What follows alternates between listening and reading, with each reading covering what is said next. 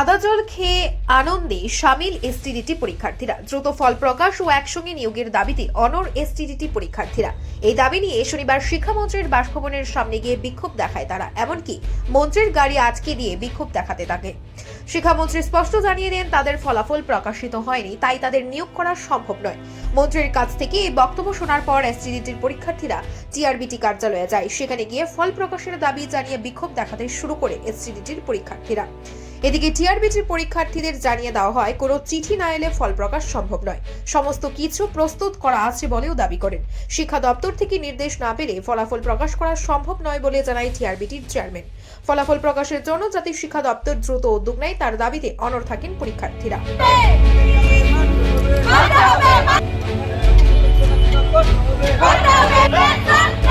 আমাদেরকে তো শিক্ষামন্ত্রী স্যার বলেছেন যে তোমরা রেজাল্ট নিয়ে আসো, রেজাল্টের পরে তোমাদের নিয়োগের ব্যাপারটা আমরা দেখছি।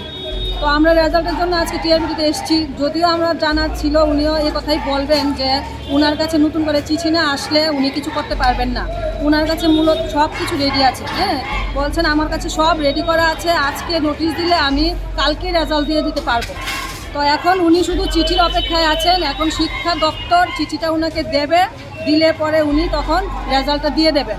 কিন্তু এই শিক্ষা দপ্তরটা তো চলে শিক্ষামন্ত্রী স্যারের আন্ডারে। তো আমরা এতটুকু তো জানি যে স্যার না বললে ওরাও চিঠি পাঠাবেন। তো এখন স্যারের উদ্দেশ্যে বলছি, স্যারের কাছে রিকোয়েস্ট করে বলছি যে আপনি একটু শিক্ষা দপ্তরে একটু কথা বলুন, বলে চিঠিটা কীভাবে দেওয়া যায় অতি শীঘ্রই একটু দেওয়ার ব্যবস্থা করুন, যেন আমাদের রেজাল্টটা উনি দিতে পারেন। কারণ ওনার হাতে তার অন্য কিছু নেই, শুধুমাত্র রেজাল্ট দেওয়ার দায়িত্বে উনি আছেন। উনি পরীক্ষা নেবেন এবং রেজাল্ট দেবেন, এই দায়িত্বই উনি পালন করছেন আমাদেরকে। এটা তিনি নিজের মুখেই বললেন যে আমার দায়িত্ব শুধু রেজাল্ট দেওয়া, আমার দেওয়ার দায়িত্ব হচ্ছে পরীক্ষা নেওয়ার, এগুলোর ব্যবস্থা করা আমার দায়িত্ব। আর বাকি কিছু আমার আন্ডারে নেই। আমরাকে যেভাবে ওরা বলবে আমরা সেভাবেই করব। তো এখন আমাদের কথা হচ্ছে শিক্ষামন্ত্রী স্যারের উদ্দেশ্যে উনি যেন এই টিআরবিটির কাছে আমাদের জন্য রেজাল্ট তাড়াতাড়ি দেওয়ার জন্য কিছু একটা করেন। উনি যেন ডাইরেক্টর স্যারকে দিয়ে চিঠি পাঠানোর ব্যবস্থা করেন এবং আমাদের রেজাল্টটা ত্বরান্বিত করেন। আর রেজাল্ট যদি তাড়াতাড়ি না দেওয়া হয় আমাদের বাকি প্রসেসগুলো কিন্তু কিছু করা হবে না। ইলেকশন কিন্তু এসে চলেছে, ইলেকশন কিন্তু সম্মুখেই দাঁড়িয়ে আছে আমাদের সামনে। এর জন্য কিন্তু আমরা অপেক্ষা করার জন্য একদম প্রস্তুত নই। আমরা এতদিন ওয়েট করতে পারবো না, আমাদের যা করার তাড়াতাড়ি করতে হবে। আমরা অনেক ওয়েট করেছি, অনেক ঘুরেছি, অনেক পরিশ্রম করেছি। আমরা পড়তেও পরিশ্রম হয়েছে, পরীক্ষাও পরিশ্রম করে দিয়েছি। এখন আমরা রেজাল্টের জন্য পরিশ্রম করতে লাগছে। এটা তো আমরা কোনোদিন আশা করিনি সরকারের কাছে। এখন সরকারের কাছে আমাদের নিবেদন যে উনি কীভাবে কী করলে রেজাল্ট আমাদের দিতে পারবেন এবং আমাদের নিয়োগ ব্যবস্থাটা তাড়াতাড়ি করতে পারবেন। এটা আমি সরকারের কাছে আবেদন করে ওনার কাছেই ছেড়ে দিয়েছি। এখন আমার কিছু আর বলার নেই। ধন্যবাদ।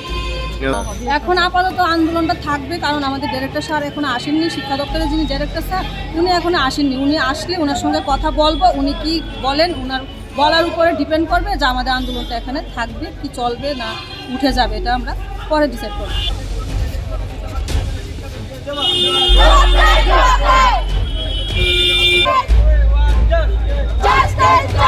দীর্ঘ সময় ধরে তাদের আন্দোলন চলছে। সামনেই নির্বাচন, আর নির্বাচনের আগে তাদের বিষয়ে সিদ্ধান্ত না নিলে দীর্ঘ সময় ধরে তাদের আন্দোলন চলছে। সামনেই নির্বাচন, আর নির্বাচনের আগে তাদের বিষয়ে সিদ্ধান্ত না নিলে নিয়োগ সম্ভব হবে না। এই অবস্থায় শিক্ষা অধিকর্তার কাছ থেকে কোনো সদুত্তর না পেলে আন্দোলন চালিয়ে যাওয়ার ঘোষণা দেয় এসটিডিটি পরীক্ষার্থীরা।